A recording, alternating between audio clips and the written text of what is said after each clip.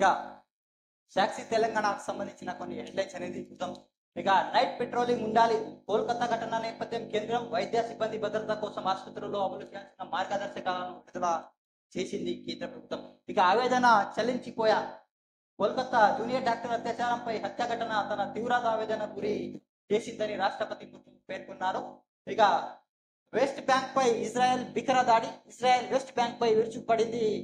Fighter jet drone భీకర దాడికి జరిగింది. ఇక 9 మంది పాలస్తీనియన్లను మరణించారు అన్నట్టు ఒక హెడ్లైన్స్ చూసింది. 5 గంటలు 35 నిమిషాలు యుఎస్ ఓపెనింగ్ చిత్రం చరిత్రలో అత్యధికంగా సుదీర్ఘంగా సాగిన మ్యాచ్ వాన్స్ కజావో తొలి రౌండ్ మ్యాచ్ నమోదైన హెడ్లైన్స్ అనేది చూస్తున్నాం. ఇంకా ఓటుకు నోటు కేసు నువ్వు కుమ్మక్కయ్యవా, ఢిల్లీ మద్యం పాలసీ కేసు కవితకు బెయిల్ లభించడంపై సీఎం రేవంత్ రెడ్డి చేసిన వ్యాఖ్యలపై హరీష్ రావు మండిపడ్డారు. కవితకు బెయిల్ రావడానికి ప్రశ్నిస్తున్న రేవంత్ ఓటుకు నోటు కేసులో బెయిల్ కోసం ఎవరితో కుమ్మకైనావని హరీష్ రావు ప్రశ్నించడం జరిగింది.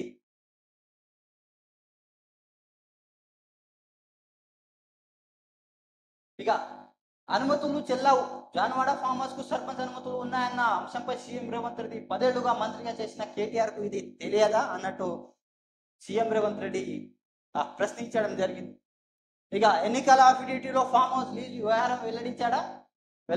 ఇక లేకుంటే అనర్హత వేరనాలు తప్పదు, ఆక్రమణ ఉమ్మడి పరిశీలిద్దాం, విపక్ష నేతలు రావాలి, మా కుటుంబ సభ్యులు అక్రమ నిర్మాణాలను చూపితే నేను దగ్గరుండి కూల్చేస్తా, 111 జీవోలో మార్పులు చేయాలి, ఓఆర్ఆర్ అనుకుని ఉన్న గ్రామాల వారికి హైడ్రా పరిధి, హరీష్ కేటీఆర్ రుణమాఫీ జరగని వారి వివరాలు ఇస్తే మాఫీ చేస్తా. ఇక కేజ్రీవాల్ బెయిల్ రాకముందే కవితకు ఎలా వచ్చింది ప్రశ్న, మీడియాతో సీఎం ఇష్టాగోష్ఠిలో వ్యాఖ్యానించడం జరిగింది. ఇక బుధవారం సచివాలయం ప్రాంగణంలో తెలంగాణ తల్లి విగ్రహాన్ని ప్రతిష్టాపన, భూమి పూజ చేస్తున్న సీఎం రేవంత్ రెడ్డి, చిత్రంలో కోమటిరెడ్డి కేశవరావు, దానం, గద్వాల విజయలక్ష్మి ఇతరులంటూ ఒక హెడ్లైన్స్ అనేది చూస్తున్నాం.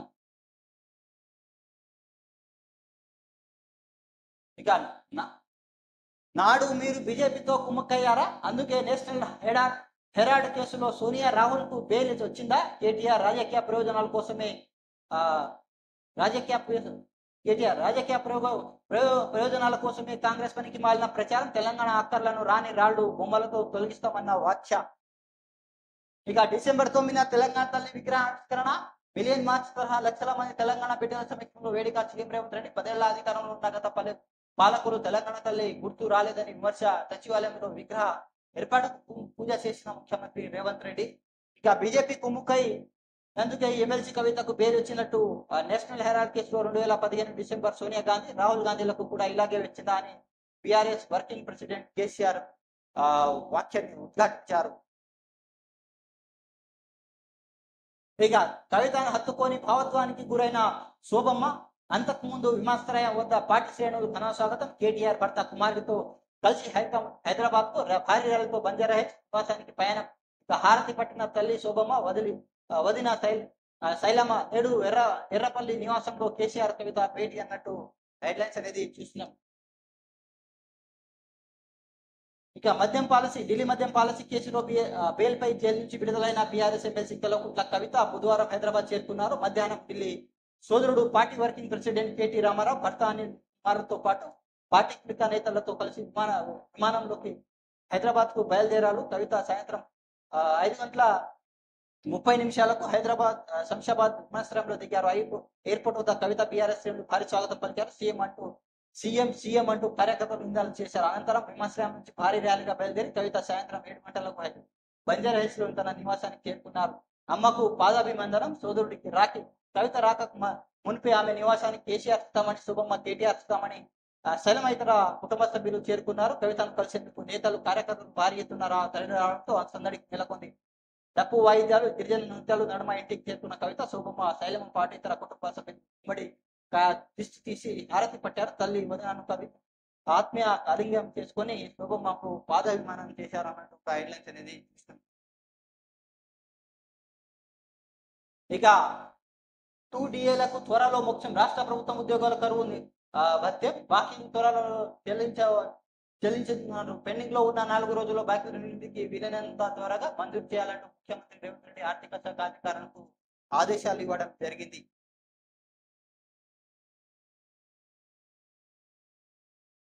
ఇక జహీరాబాద్ లో ఇండస్ట్రియల్ స్మార్ట్ సిటీ రూపాయలు 2,361 కోట్లతో ఏర్పాటు. కేంద్ర మంత్రి అశ్విని వైష్ణవ్ వెల్లడి.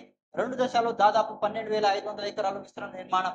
హైదరాబాద్ నాగ్పూర్ పారిశ్రామిక కారిడార్ భాగం ప్రాజెక్టు వివిధ రంగాల్లో 1.74 లక్షల మందికి ఉపాధి అవకాశాలు హర్షం వ్యక్తం చేసిన కేంద్ర మంత్రి కిషన్ రెడ్డి అన్నట్టు ఒక గైడ్లైన్స్ అనేది ఇస్తున్నాం. ఇక రాష్ట్రంలో సంగారెడ్డి జిల్లా Zaheerabad greenfield industrial smart city కేంద్ర ప్రభుత్వం ఏర్పాటు చేయనుంది. బుధవారం ప్రధానమంత్రి అధ్యక్షతన జరిగిన మంత్రివర్గ సమావేశంలో ఈ మేరకు నిర్ణయం తీసుకున్నారు. కేంద్ర మంత్రి అశ్విని వైష్ణవ్ మీడియాతో మాట్లాడుతూ హైదరాబాద్ నాగ్పూర్ ఇండస్ట్రియల్ కారిడార్ భాగంగా నాగ్పూర్ ఇండస్ట్రియల్ కారిడార్ భాగంగా నాల్కల్ ఘారా సంఘం మండలంలో 17 గ్రామాల్లో జహీరాబాద్ పారిశ్రామిక ప్రాంతం కేంద్రంగా 2,360 కోట్ల వ్యయంతో ఇండస్ట్రియల్ స్మార్ట్ సిటీ నిర్మాణం జరుగుతుంది. మొత్తం 2 దశల్లో దాదాపు 12,500 ఎకరాల్లో విస్తరణం దాదాపు చేయనున్నారు. నేషనల్ ఇండస్ట్రియల్ కారిడార్ డెవలప్మెంట్ ఇంకా ఇంప్లిమెంటేషన్ ట్రస్ట్ ఫ్రేమ్ వర్క్ భాగంగా తొలి దశ 3,245 ఎకరాలు పనులు ప్రారంభం అవుతాయి. ఇక జాతీయ రహదారి 2 కిలోమీటర్ దూరంలో జహీరాబాద్, ఇక హైదరాబాద్ ఔటర్ రింగ్ రోడ్ 65 కిలోమీటర్ల ప్రతిపాదక రీజనల్ రింగ్ రోడ్ 10 కిలోమీటర్ దూరంలో ఉంటుంది. అలాగే జహీరాబాద్ రైల్వే స్టేషన్ కు 19 కిలోమీటర్ మెటల్కుంటా ఉంటుంది అంటూ కేంద్ర మంత్రి రైల్వే కేంద్ర మంత్రి వైష్ణవ్ కుమార్ అనేది ఒక డీటెయిల్స్ అనేది ఇవ్వడం జరిగింది. ఇక యుఎస్ మనదే జోస్ ఉద్యోగాలు చేసేవారికి నుంచి ఉద్యోగాలు ఇచ్చే వారికి దాకా భారతీయులు అమెరికన్ హవా. విభిన్న రంగాల్లో ప్రతిభ చాటుతూ మనదైన ముద్ర, సగటు జీవన ప్రమాణాలు అమెరికా స్థానికుల కంటే మనవారే అంతా. ఇక్కడ సంపాదన పొదువులో దాతృత్వంలో ఆదర్శంగా నిలుస్తున్న తీరు, అదే సమయంలో అమెరికా పురోగతి దాడులు, ఇక సంపద దృష్టి ఉద్యోగాల కల్పనలు అదే ఆ దేశ ఆర్థిక వృద్ధి తోడ్పాటు అంటూ ఒక హెడ్లైన్స్ అనేది చూస్తున్నాం. అమెరికాకు సంబంధించిన మన ఇండియన్స్ కు చాలా మంది ఇక్కడ బిజినెస్ కానీ ఉద్యోగులలో ఎక్కువ మంది ఉన్నట్టు ఒక డీటెయిల్స్ అనేది ఇవ్వడం జరిగింది సాక్షి పేపర్.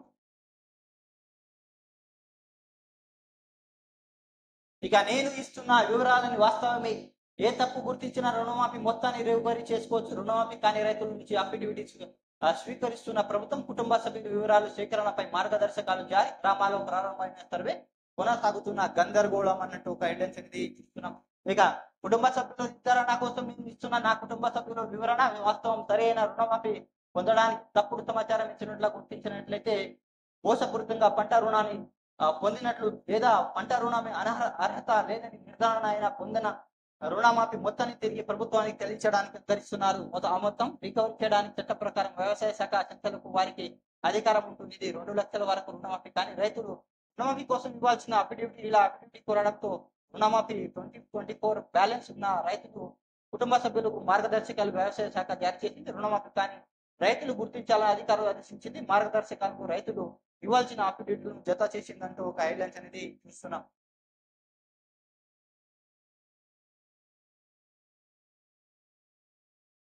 ఇక గ్రేటర్ ప్రజల్లో అమలుకు ట్రాఫిక్ పోలీసుల నిర్ణయం. అతివేగంగా డ్రైవింగ్ లైసెన్స్ క్యాన్సిలే.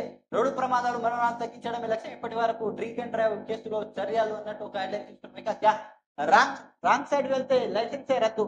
నార్సింగి ఠాణా పరిధిలో బంటగూడ జాగీర్ రోడ్ నివాసం ఉండే తల్లి కూతురు అనురాధ మమత ఇద్దరు రోజులాగే ఇంటి వల్ల మార్నింగ్ వాక్ బయలుదేరారు.